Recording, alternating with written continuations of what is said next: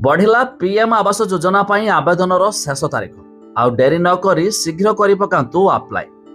जदि आपण भी पीएम आवास अधीन रे घर पाया पाई चाहुचंती तेबे आपण मानक पाई आसीगला बड़ खुशी खबर, काहेकि ना यार शेष तारीख को सरकार आउ थरे एक्सटेंड करिसंती।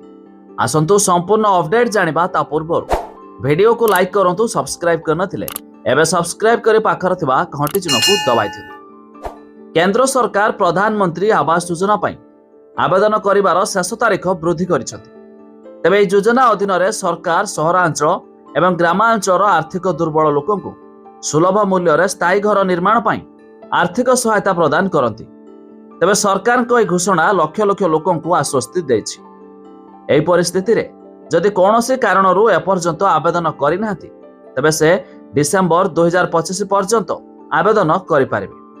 तेबे एही योजना रे एपर्यंत 92.61 लाख रु अधिक घर निर्माण होई सारिछि। एबे 2025 वर्ष पाई सरकार आवेदन करिवार शेष तारीख डिसेंबर 30 2025 पर्यंत वृद्धि करिसंती। तेबे PMAYU अधीन रे पक्का घर निर्माण पाई सरकार निम्न आयकारी लोकंकु 2.5 लाख टका पर्यंत आर्थिक सहायता प्रदान करंती। तथापि एथिपाई किछि शर्त मध्य रहिछि।